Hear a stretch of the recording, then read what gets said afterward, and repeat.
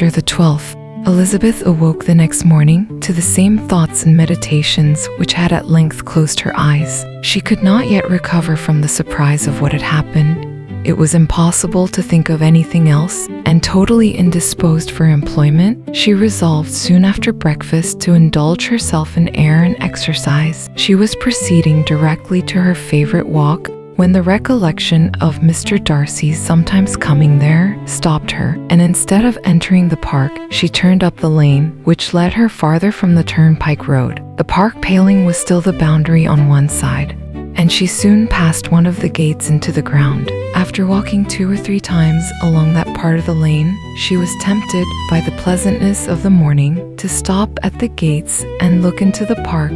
The 5 weeks which she had now passed in Kent had made a great difference in the country, and every day was adding to the verdure of the early trees. She was on the point of continuing her walk when she caught a glimpse of a gentleman within the sort of grove which edged the park. He was moving that way, and, fearful of its being Mr. Darcy, she was directly retreating, but the person who advanced was now near enough to see her, and stepping forward with eagerness, pronounced her name. She had turned away, but on hearing herself called, though in a voice which proved it to be Mr. Darcy, she moved again towards the gate. He had by that time reached it also, and holding out a letter, which she instinctively took, said with a look of haughty composure, "I have been walking in the grove some time in the hope of meeting you. Will you do me the honor reading that letter?" And then, with a slight bow, turned again into the plantation and was soon out of sight. With no expectation of pleasure, but with the strongest curiosity, Elizabeth opened the letter, and to her still increasing wonder, perceived an envelope containing 2 sheets of letter paper, written quite through in a very close hand.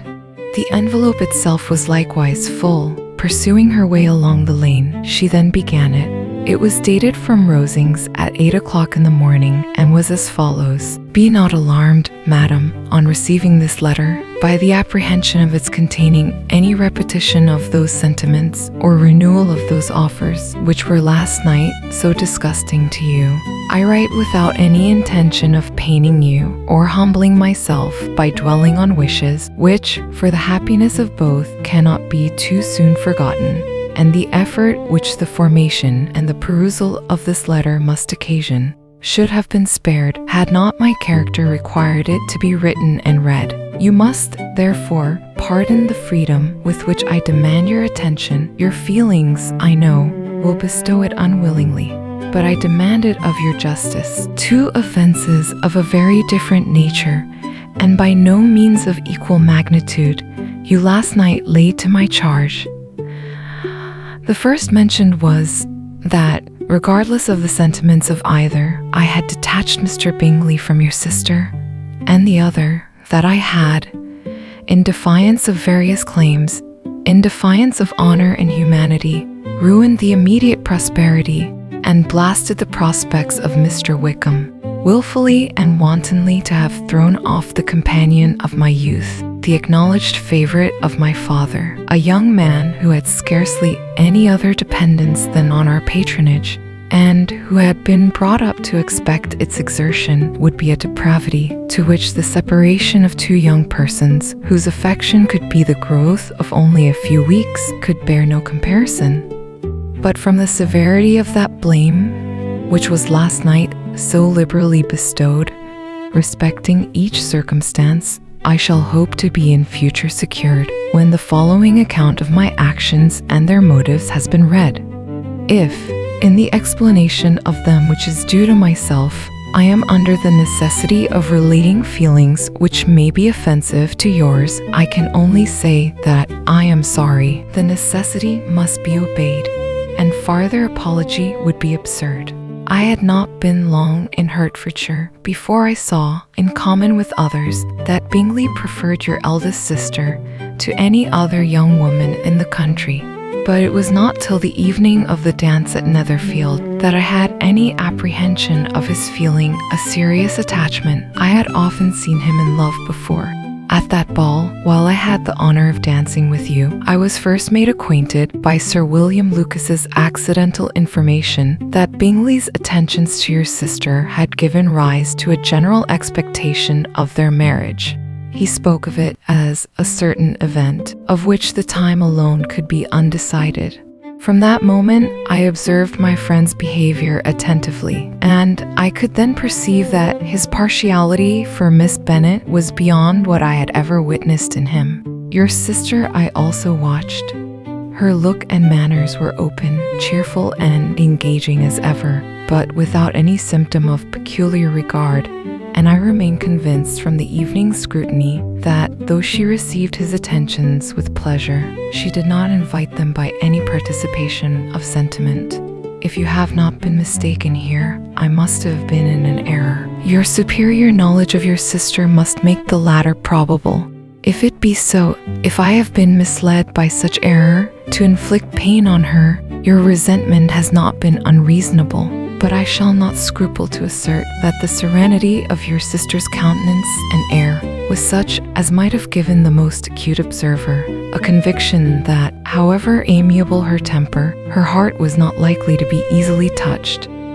That I was desirous of believing her indifferent is certain, but I will venture to say that my investigations and decisions are not usually influenced by my hopes or fears.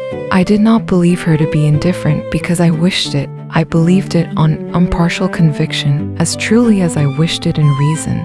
My objections to the marriage were not merely those which I last night acknowledged to have required the utmost force of passion to put aside. In my own case, the want of connection could not be so great an evil to my friend as to me.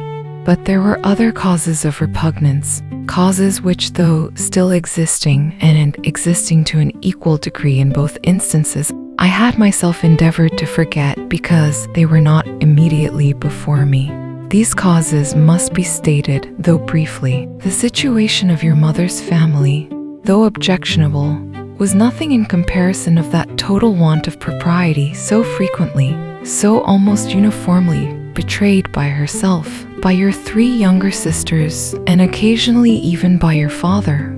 Pardon me, it pains me to offend you, but amidst your concern for the defects of your nearest relations and your displeasure at this representation of them, let it give you consolation to consider that, to have conducted yourself so as to avoid any share of the like censure, is praise no less generally bestowed on you and your eldest sister than it is honorable to the sense and disposition of both. I will only say farther, that from what passed that evening, my opinion of all parties was confirmed, and every inducement heightened, which could have led me before to preserve my friend from what I esteemed a most unhappy connection. He left Netherfield for London on the day following, as you, I am certain, remember, with the design of soon returning. The part which I acted is now to be explained. His sister's uneasiness had been equally excited with my own. Our coincidence of feeling was soon discovered, and, alike sensible that no time was to be lost in detaching their brother, we shortly resolved on joining him directly in London. We accordingly went, and there I readily engaged in the office of pointing out to my friend the certain evils of such a choice. I described and enforced them earnestly, but however this remonstrance might have staggered or delayed his determination, I do not suppose that it would ultimately have prevented the marriage, had it not been seconded by the assurance which I hesitated not in giving of your sister's indifference. He had before believed her to return his affection with sincere, if not with equal regard, but Bingley has great natural modesty, with a stronger dependence on my judgment than on his own. To convince him, therefore, that he had deceived himself was no very difficult point. To persuade him against returning into Hertfordshire, when that conviction had been given, was scarcely the work of a moment. I cannot blame myself for having done thus much.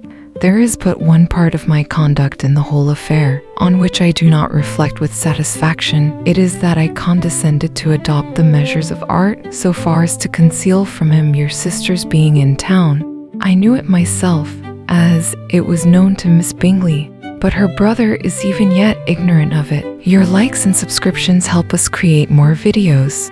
Thank you.